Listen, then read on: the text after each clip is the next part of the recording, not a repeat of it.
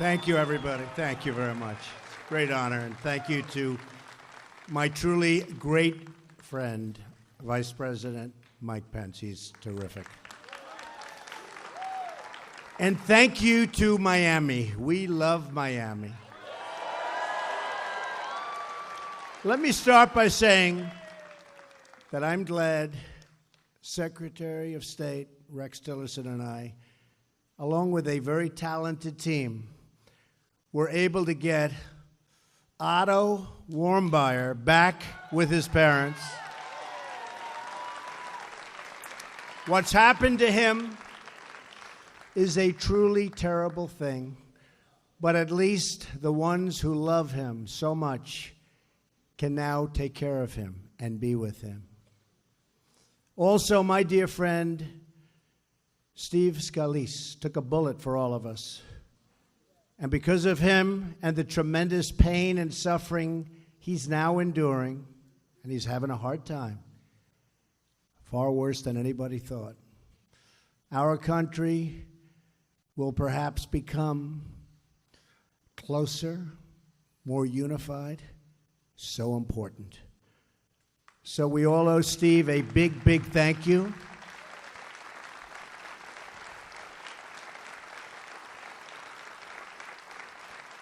And let's keep the Warmbier family and the Scalise family and all of the victims of the congressional shooting in our hearts and prayers. And it was quite a day, and our police officers were incredible, weren't they? They did a great job. Good job. And let us all pray for a future of peace, unity, and safety for all of our people. Thank you. And for Cuba. I am so thrilled to be back here with all of my friends in Little Havana. I love it. I love this city. And one of the big thank you. Thank you. Now, this is an amazing community. The Cuban-American community. There's so much love. I saw that immediately. Thank you, darling. Oh, do I love you too. What you've built here, a vibrant culture, a thriving neighborhood, the spirit of adventure, is a testament to what a free Cuba could be. And with God's help, a free Cuba is what we will soon achieve.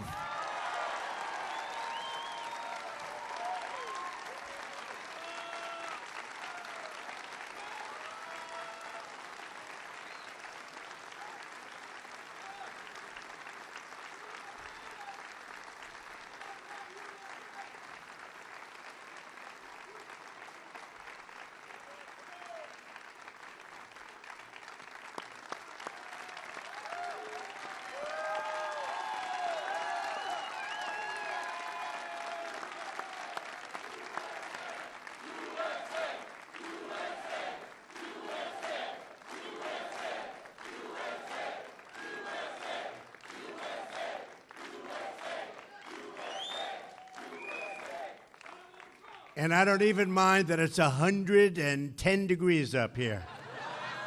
This room is packed. You know, it wasn't designed for this. I'd like to thank the fire department. We are delighted to be joined by so many friends and leaders of our great community. I want to express our deep gratitude to a man that's really become a friend of mine. And I want to tell you, he is one tough competitor, Senator Marco Rubio. Great guy.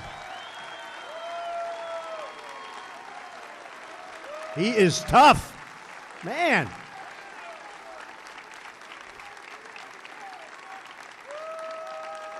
He is tough, and he's good, and he loves you. He loves you. And I listened to another friend of mine, Congressman Mario Diaz-Balart, and I'll tell you, I loved what he said, and I appreciated, Mario, I appreciated what you said so much. fact, I was looking for Mario. I wanted to find him. They said he was on stage. I almost dragged him off the stage to thank him, but now I'm thanking you anyway. Thank you, Mario. That was great. Really appreciate it. And I also want to thank my good friend and just a man who was of tremendous support in the state of Florida for being with us, Governor Rick Scott.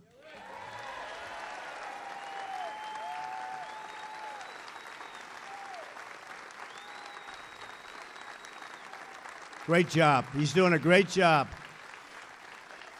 Oh, I hope he runs for the Senate. I know I'm not supposed to say that. I hope he runs for the Senate. Rick, are you running? Huh? I don't know. Marco, let's go. Come on, we got to get him to... I hope he runs for the Senate. We're deeply honored to be joined by amazing veterans of the Bay of Pigs. These are great people, amazing people.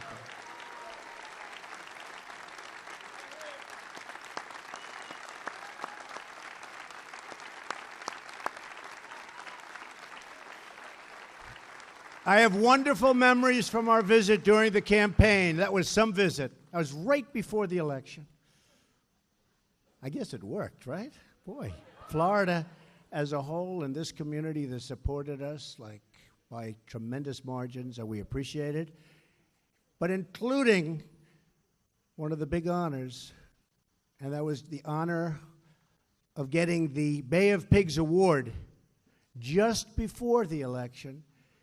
And it's great to be gathered in a place named for a true hero of the Cuban people. And you know what that means.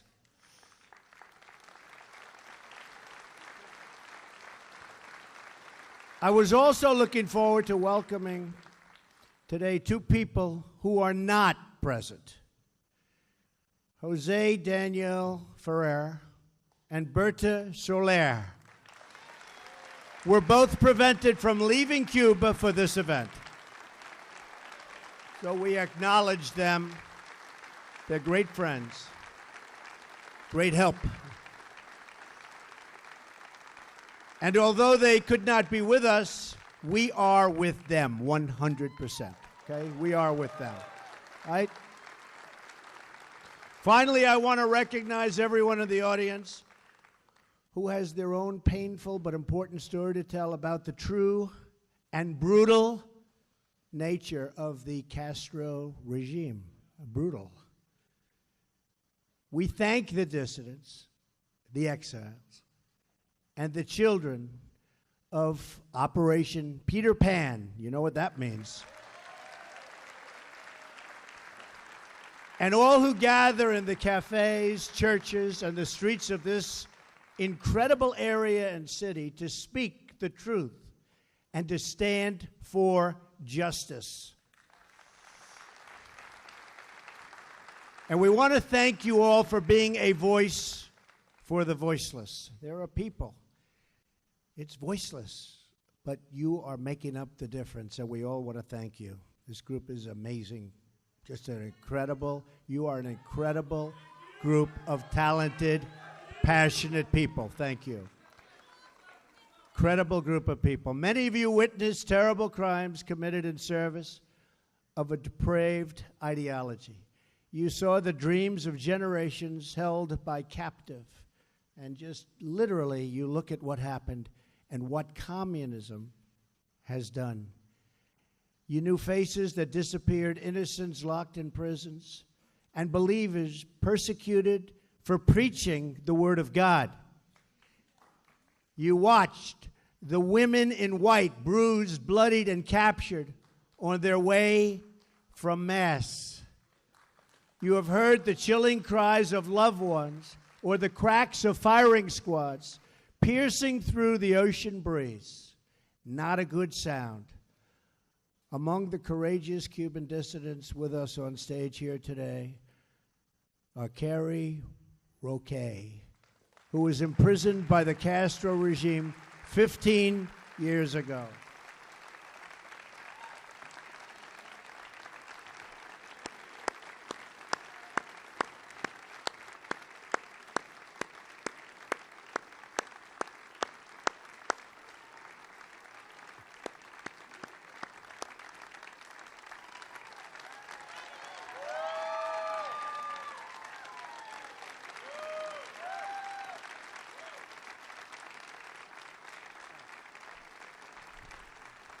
She looks awfully good. Thank you, Mr. President. Thank you, Mr. Vice President. Thank you, Marco Rubio, Mario Diaz-Balart. Thank you to all the men and the Cubans who fight, no matter what the times can be, for the Cuban liberty. On behalf, Mr. President, on behalf of the Cuban people, the people inside my eyes, my homeland, thank you. Thank you, and we appreciate your love.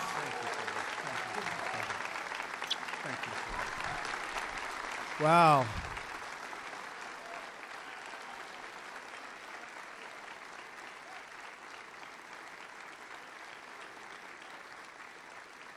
That's pretty good. She didn't know she was going to do that either, I will tell you.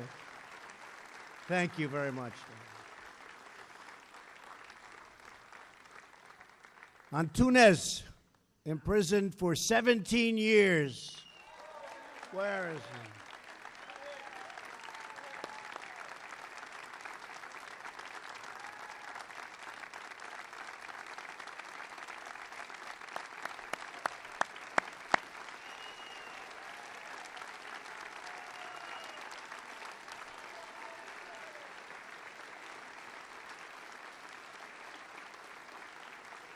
I love that name. Antunes, I love that name. And Angel Tifana, imprisoned for over 20 years.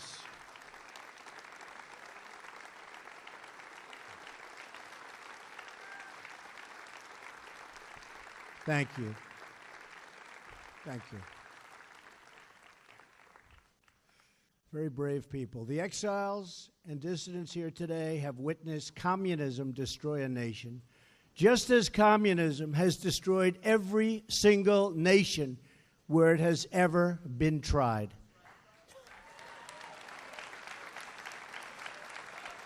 But we will not be silent in the face of communist oppression any longer. You have seen the truth. You have spoken the truth. And the truth has now called us, this group, called us to action. Thank you. Last year, I promised to be a voice against repression. In our region, remember, tremendous repression. And a voice for the freedom of the Cuban people. You heard that pledge. You exercised the right you have to vote. You went out and you voted, and here I am, like I promised, like I promised.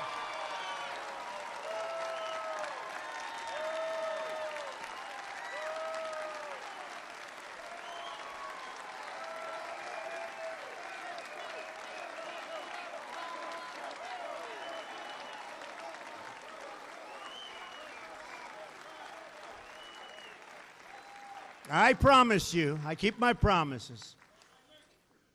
Sometimes in politics, they take a little bit longer, but we get there. We get there. Don't we get there? You better believe it, Mike. We get there.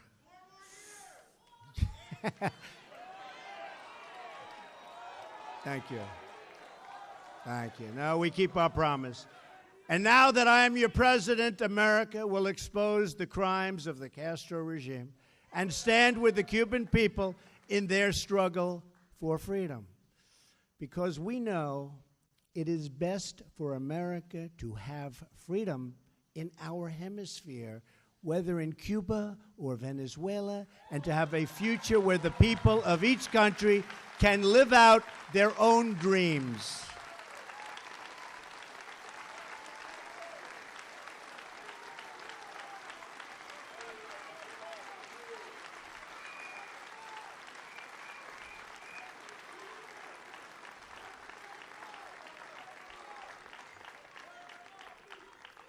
For nearly 6 decades, the Cuban people have suffered under communist domination.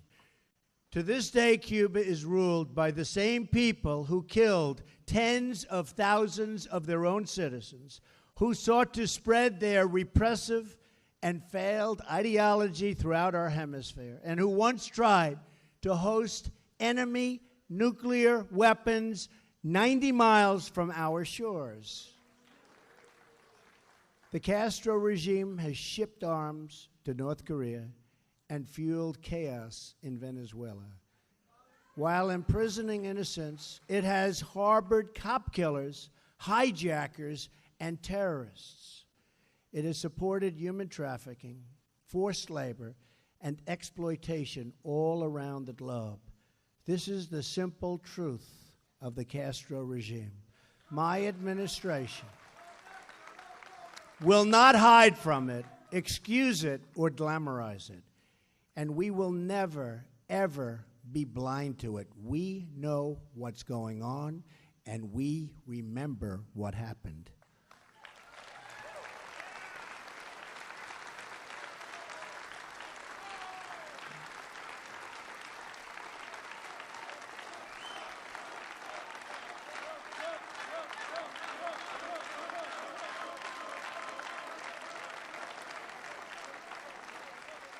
On my recent trip overseas, I said the United States is adopting a principled realism rooted in our values, shared interests, and common sense.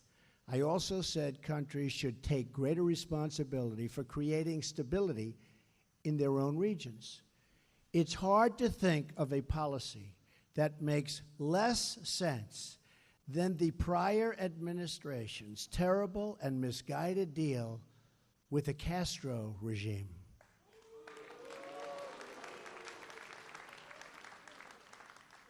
Well, you have to say the Iran deal was pretty bad also at all. Let's not forget that beauty. They made a deal with a government that spreads violence and instability in the region, and nothing they got. Think of it, nothing they got. They fought for everything, and we just didn't fight hard enough. But now, those days are over. Now we hold the cards. We now hold the cards. The previous administration's easing of restrictions on travel and trade does not help the Cuban people. They only enrich the Cuban regime.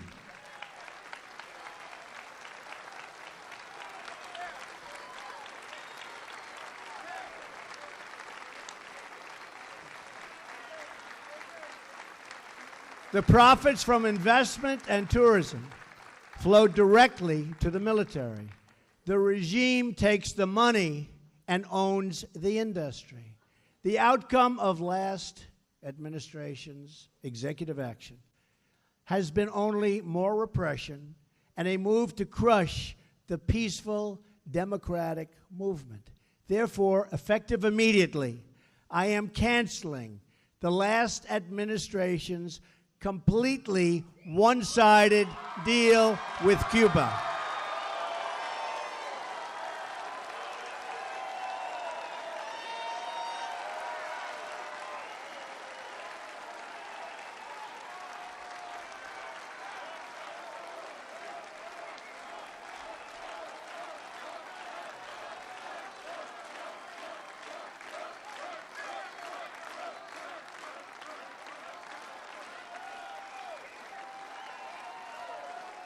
I am announcing today a new policy, just as I promised during the campaign. And I will be signing that contract right at that table in just a moment.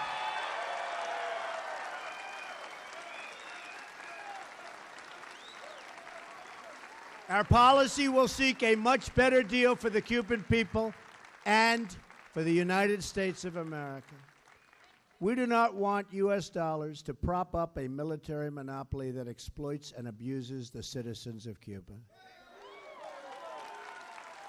Our new policy begins with strictly enforcing U.S. law. We will not lift sanctions on the Cuban regime until all political prisoners are freed. Freedoms of assembly and expression are respected. All political parties are legalized. and free and internationally supervised elections are scheduled. Elections.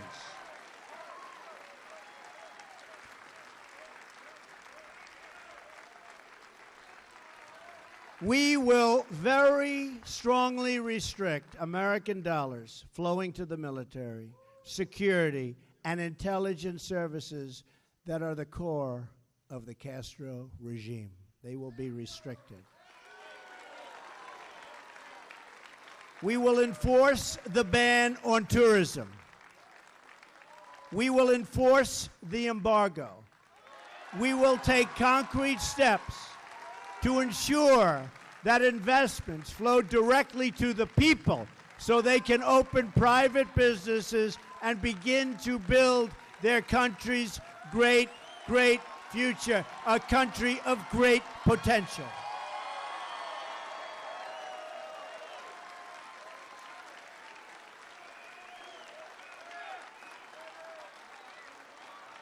My action today bypasses the military and the government to help the Cuban people themselves form businesses and pursue much better lives. We will keep in place the safeguards to prevent Cubans from risking their lives to unlawful travel to the United States. They are in such danger the way they have to come to this country, and we are going to be safeguarding those people. We have to. We have no choice. We have to. And we will work for the day when a new generation of leaders brings this long reign of suffering to an end. And I do believe that end is in the very near future. We challenge Cuba to come to the table with a new agreement that is in the best interests of both their people and our people, and also of Cuban Americans. To the Cuban government, I say, put an end to the abuse of dissidents. Release the political prisoners. Stop jailing innocent people. Open yourselves to political and economic freedoms. Return the fugitives from American justice, including the return of the cop killer, Joanne Chesimard.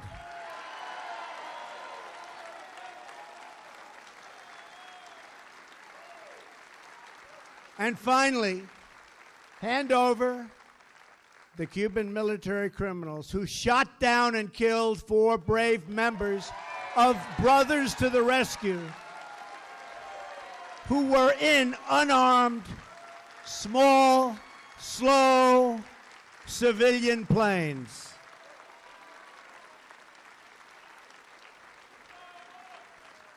Those victims included Mario de la Pena Jr. and Carlos Costa. We are honored to be joined today by Mario's parents, Miriam and Mario, and Carlos's sister, Mirta. Where are you?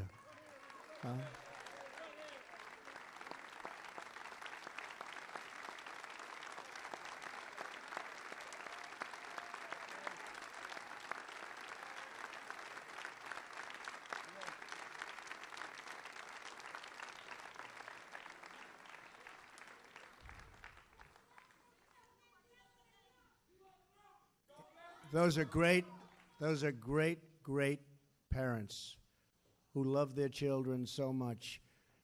What they've done is just an incredible thing. What they represent, they did not die in vain. What they represent to everybody, and especially to the Cuban people. So your children did not die in vain, believe me.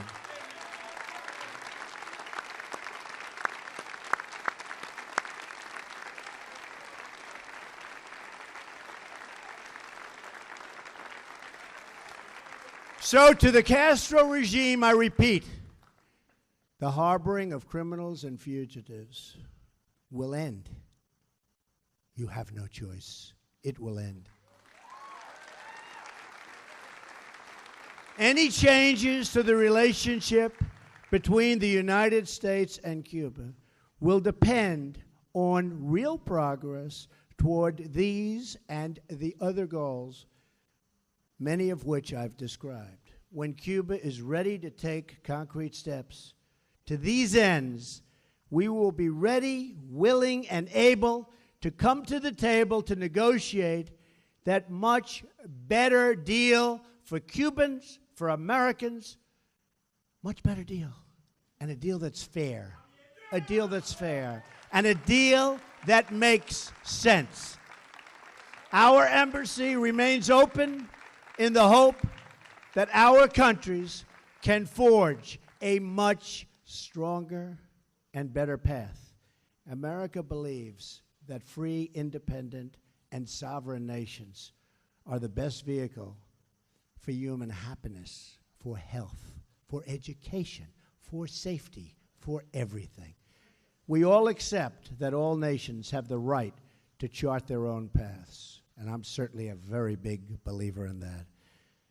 So we will respect Cuban sovereignty, but we will never turn our backs on the Cuban people. That will not happen. Over the years, a special sympathy has grown between this land of the free and the beautiful people of that island so close to our shores and so deeply woven into the history of our region. America has rejected the Cuban people's oppressors. They are rejected. Officially today, they are rejected. And to those people, America has become a source of strength and our flag a symbol of hope. I know that is exactly what America is to you and what it represents to you. It represents the same to me. It represents the same to all of us. And that is what it was to a little boy, Luis Aza. You ever hear of Luis? Became very famous, great talent. Just 8 years old when Fidel Castro seized power. At the time, Luis's father was the police chief in Santiago de Cuba. You know Santiago? Yeah? Oh, they know Santiago. Just days after Fidel took control, his father was one of 71 Cubans executed by firing squad near San Juan Hill at the hands of the Castro regime. Luis buried his grief in his great love of music. He began playing the violin so brilliantly and so beautifully. Soon the regime saw his incredible gift and wanted to use him for propaganda purposes. When he was 12, they organized a national television special and demanded he play a solo for Raul Castro, who, by the way, is leaving now. I wonder why. They sent an official to fetch Luis from his home, but Luis refused to go. And a few days later, Castro's soldiers barged into his orchestra practice area, guns blazing. They told him to play for them. Terrified, Luis began to play, and the entire room was stunned by what they heard. Ringing out from the trembling boy's violin was a tune they all recognized. This young Cuban boy was playing the Star-Spangled Banner.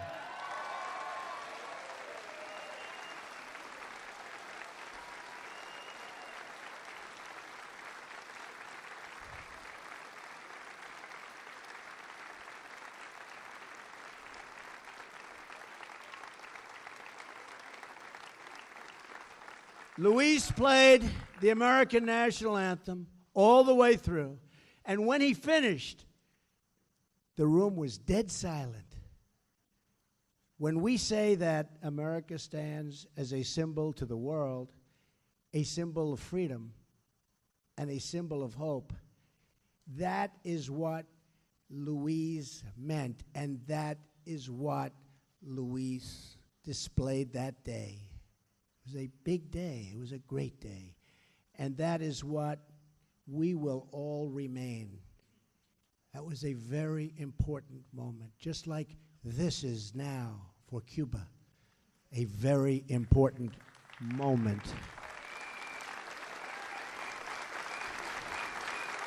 America will always stand for liberty, and America will always pray and cheer for the freedom of the Cuban people.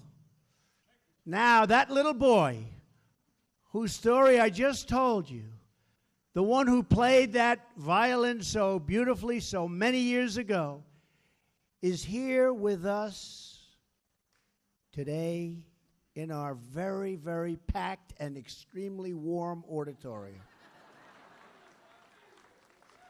Of course, he is no longer a little boy, but a world-renowned violinist and conductor, one of the greats. And today he will once again play his violin and fill the hearts of all who love and cherish Cuba, the United States, and freedom.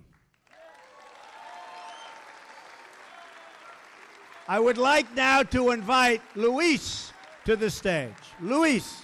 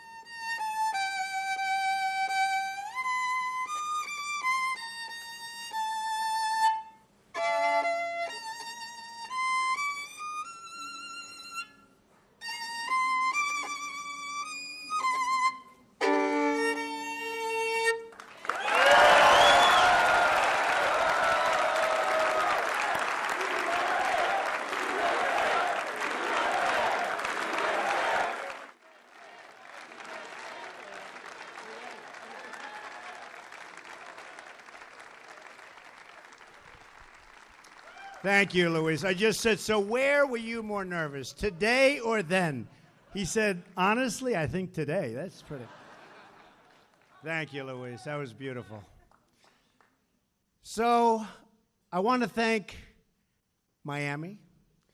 I want to thank Little Havana. Ah, Havana we love. Do we love it? Would you move anywhere else? You wouldn't move to Palm Beach, would you? No. No way. Little Havana. And I want to thank all of our great friends here today. You've been amazing, loyal, beautiful people. And thank you. Don't remind me. Actually, I was telling Mike. So it was 2 days on my birthday till a big day, which turned out to be tomorrow, the 16th. That was the day I came down with Melania on the escalator at Trump Tower. That's tomorrow. So it's exactly tomorrow, 2 years since we announced. And it worked out okay. Worked out okay. It's a great honor. Believe me, it's a great honor, right?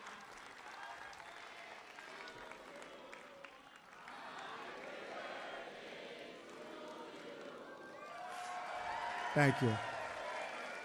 Thank you very much. I just want to end by saying, may God bless everyone searching for freedom. May God bless Cuba. May God bless the United States of America. And God bless you all. Thank you. Now I'm going to sign. Thank you.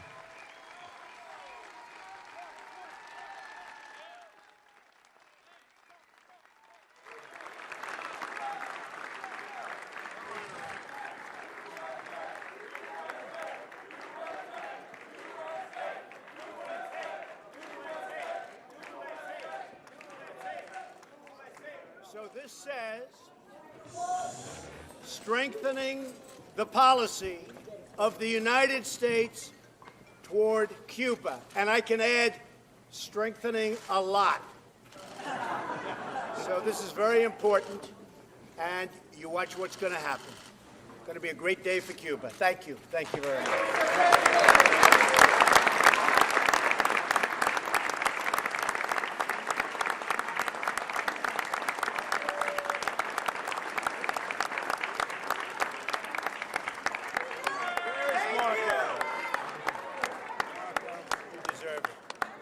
Where's Mario? Here, sir. Mario. Who's our third one? Right here behind you, Mr. President. Oh, absolutely.